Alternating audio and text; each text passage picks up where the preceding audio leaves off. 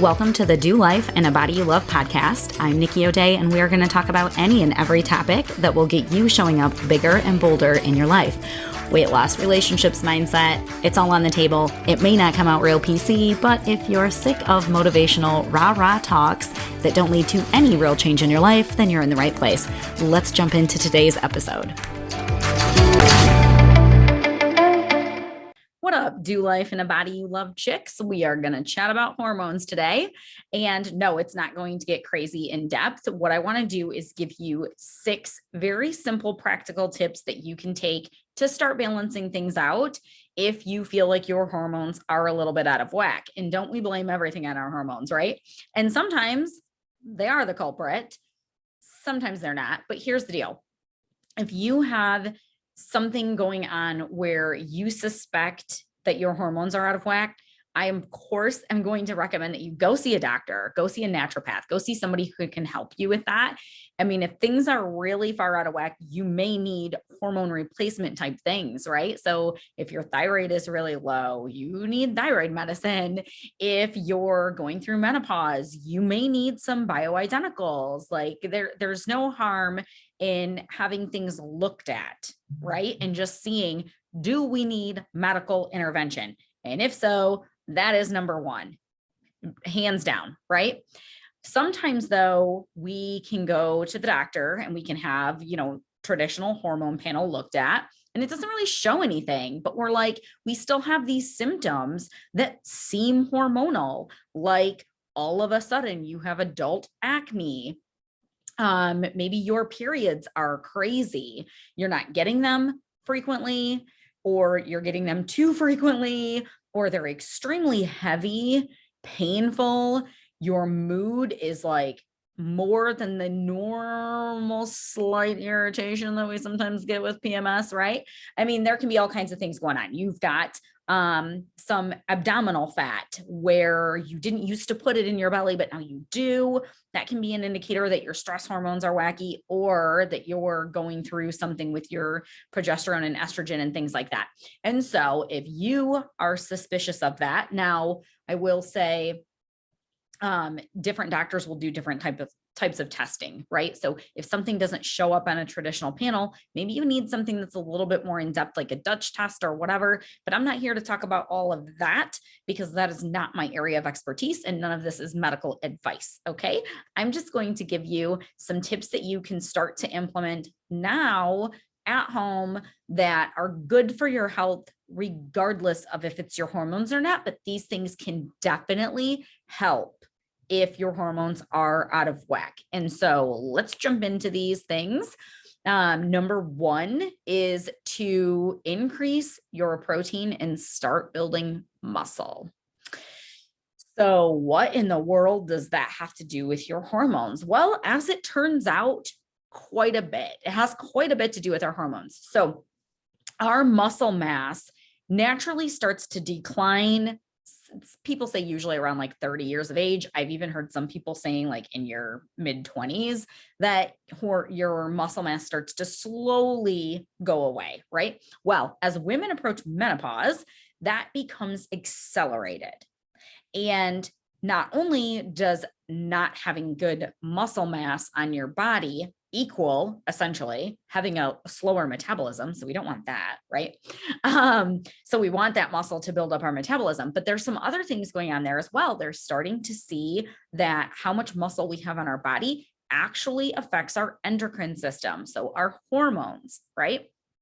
And just for us women, side note, you want to have muscle mass on your body as a longevity tool. So muscle and bone density tend to go together. So let's just throw that out there. So yes, we want our hormones in balance, and building the muscle is going to help with balancing your hormones, which is today's topic, right? But it's going to do these other things too. So I can't not tell you about that. So the best thing you can do for your bones is resistance training. Hands down, it is the best. Well, how do you also build muscle? Resistance training. What do we know to be true about staying out of the nursing home as we age? Being able to walk on your own, being able to sit down on the toilet and get back up, all of these things that keep you a functioning adult on your own as you age, it is your bone density and your muscle mass. Okay. So it is never too early to be thinking in those terms. Yes, I am only 40, but I already think about these things because the older that I get, the more muscle I'm going to lose. Build it now, ladies. Guard that muscle loss, right? It's going to serve you in so many ways. And so that means resistance training. That can be body weight if you're just getting started. That can be mini bands. It can be dumbbells. It can be cans of soup. I don't really care what it is.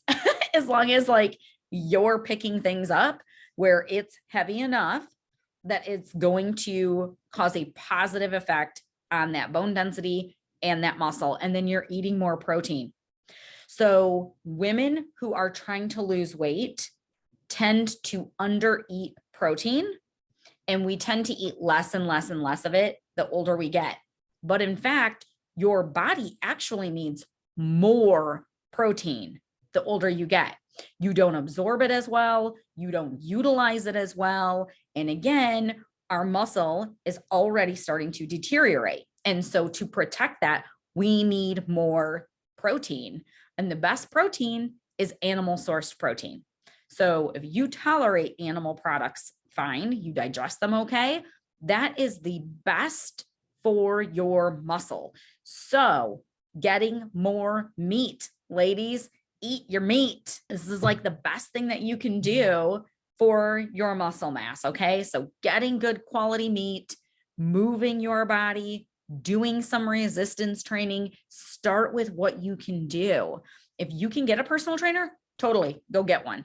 If you can't, or you're not there and you don't even need that yet, do wall sits, do push-ups up against the wall if you can't get on the floor and do them. It can literally be anything as long as you're exerting some pressure on those. Okay, so number 2 is exercise in general. So yes, we just talked about resistance training because we're talking about building muscle, but exercise as in walking around, anything that gets your heart rate up a little bit. It does not need to be super strenuous. This does not need to be, I'm jumping around on boxes until I puke type of working out.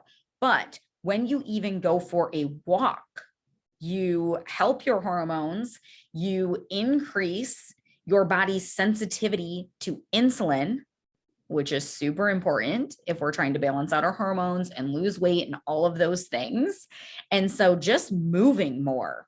It can be as simple as getting in your 10,000 steps for the day or even 8,000 steps for the day. Start with what you can get done. And then, yes, starting to add in some things that are getting your heart rate up a little bit. That can be resistance training, but you're doing it in a way where you're getting your heart rate up, right? Or it can be something that is specifically cardio.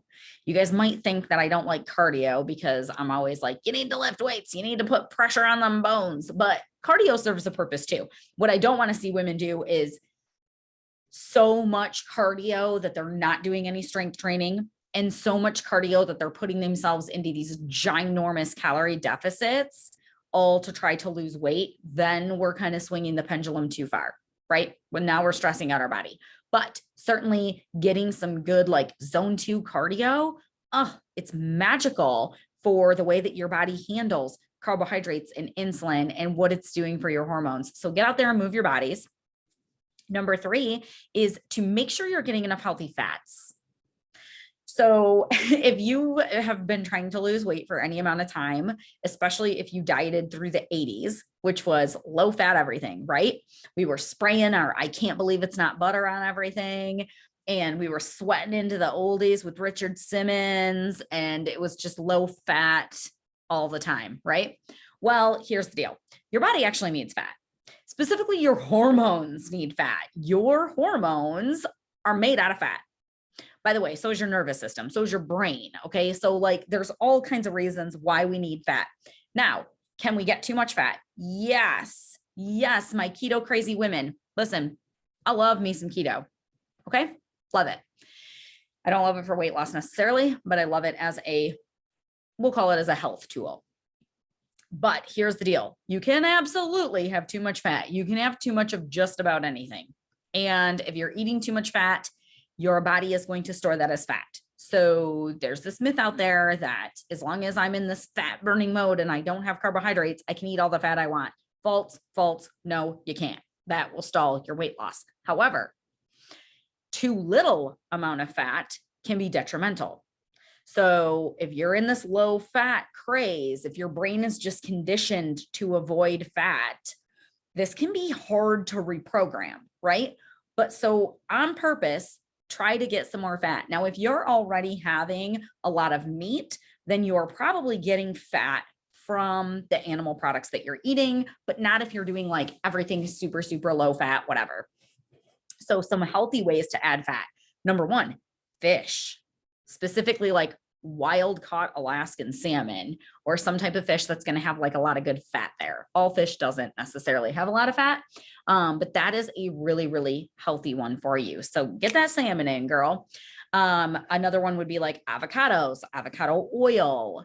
Some people tolerate saturated fats just fine. And if that's you, then maybe you can do a little bit of butter, or maybe you can do a little bit of coconut oil. You know, if you tend to have like high triglycerides or things like that, the coconut oil might not be the best bet for you, but whatever. What's healthy for one person may not be healthy for the other. All of that to say, most people can tolerate fat just fine and need some amounts of healthy fats, right? So mix it up. Just like we need a variety of fruits and veggies so that we're getting different nutrients from different plants and this and that, the same thing is true for our fats. So fatty foods that are healthy come with different nutrients in them that are fat soluble. And so mix it up. Maybe you use olive oil sometimes and you use a little bit of ghee or grass-fed butter at other times, whatever, just play with it, mix it up. Get a variety there. And then let's see, we did 1, 2, 3. So number 4, struggle bus today, avoiding sugar. Like having blood sugar levels that are all over the place can kind of like wreak havoc on our hormones. And so this does not mean go low carb. Okay. That's not what I'm saying, but avoiding like the processed sugars. So cakes and candies, probably not the best carbohydrates, right? Better carbohydrates would be berries and apples and sweet potatoes and things of that sort. Now, if you think that you have a little bit of insulin resistance, which can kind of start to happen as we put weight on, or as we're going through different phases of our menstrual cycle or different parts of menopause, or like all these things can start to affect the way that our body is processing carbohydrates. And so if that's you, what you can do is play with the timing of your carbohydrates, specifically putting them in and around your exercise. So going for a walk and then having your carbohydrates will help your body utilize those better, or doing your resistance training and then having your carbohydrates, whatever you need to do, but making sure that you're having fibrous carbohydrates, right? So that's like fruits, veggies, instead of cakes and candy and things like that. Okay. Number 5 is managing your stress. So this is a heavy topic, right? We could talk about this one for a long time. I'll try to keep it brief, but essentially you guys know the drill. You've heard me and several guests talking about the effects that stress is having in our body, and it's affecting all of those stress hormones, and they're not bad. Okay. Stress hormones are not bad. They serve a purpose in your body. We just don't want them running all the time. That's kind of getting everything else out of whack as well. And so managing your stress can look like many different things. We can't always eliminate the stress, right? But we can help our body handle it better. First of all, everything else in this list so far is going to help your body handle stress better. The movement, cutting back on the processed sugars, all of those things, getting enough healthy fats for your hormones to function. All of those things are actually going to be helping your body handle stress better. But think about like, what can you build into your day to bring yourself down out of that state that you may find yourself in often? So again, walking is a great stress reliever. If it's like a relaxing walk outside in nature. This isn't like I'm out here trying to hustle and get my heart rate up, right? It's just a chill walk. Maybe you do some slow flow yoga. Maybe you have a breathing practice. Maybe you take a bath, especially if you have a hard time sleeping, take a bath at night with some Epsom salt, which has magnesium in it. And that helps you sleep better. Like there's all these different things that we can do. Paying attention to how your body handles caffeine. Some people process caffeine fine. Some people have a very long half-life with caffeine in their body. And the older that we get, the longer the half-life of caffeine seems to be for most people, meaning you're not clearing it like you used to. So it's building up more. It's affecting your sleep more if you're having it too late, or you're just not processing it as fast. So maybe you used to be able to have a half a pot of coffee in your youth, and now you get that tired and wired feeling if you have too much caffeine. That's stressing out your body. There's all kinds of things that we can do to start to manage our stress. There's even adaptogenic herbs. I am a big fan of these. Things like ashwagandha, rhodiola, you can Google it, adaptogenic herbs. I don't recommend that you just go running around taking random things from supplement companies that you don't know anything about, or doses that you're not sure of. You should maybe work with a practitioner on that, but just know that those things are out there and they can help your body handle the stress. And then number 6 is to start to pay attention to the estrogen mimicking things that are in your environment. So I almost hate to even jump into this because I don't want to make a following of people out there who are just like terrified of chemicals and plastics and this and that and the other. Because here's the deal. To a certain degree, estrogen mimicking compounds, you can't avoid them. And to a certain degree, it almost doesn't even matter because these things are found in nature also. Okay. So we get all excited about the ones that are man-made when in reality, there are plenty of plants that are good for you that also mimic estrogen. It's just to what degree? How is that mitigated? And so we don't want to just stress about removing all of these chemicals from our lives because that we know for a fact that the stress is bad. We're not really sure what all these other things do. Does that make sense? So when we wig out about trying to be like so perfect with what we eat and eliminating chemicals and this and that and the other, we're for sure doing damage by the stress. Okay. So that's my caveat before I even jump down this rabbit hole. But things that can mimic estrogen, if you feel like you have some hormonal issues going on, then maybe you want to avoid these things. So plastics are a big one. Yes, you can get like BPA free plastics and those might be a little bit better. The number on the bottom of the bottles can kind of indicate how good or bad the plastic is. And I don't even have all that memorized. I've read books about it a long time ago and I just basically quit caring. I just avoid plastic when I can and I don't stress about it when I can't. If you have to drink from a bottled water once in a while you're out, is that going to harm you? Probably not. Me personally, I'm not going to drink out of plastic when I'm at home just because it's really easy to switch to mason jars or something that's glass, right? So I'm just not going to drink bottled water at home. I'll just get filtered tap water or whatever. Any way that you can kind of try to minimize the plastic, especially if you're like warming it up in the microwave or things like that. What are some other things that mimic estrogen? Soy. Soy is a big one. And if you're getting like good fermented soy, like miso and stuff like that, it's probably not quite as damaging. I use soy sauce. Why? Because I like it. And I'm not getting soy in a bunch of processed food like I used to when I was eating the standard American diet. Everything that's processed has soy in it. You wouldn't think so, but turn around those labels and start reading them. Soy lecithin. It's an additive. Something about texture, I think, is why it's in there.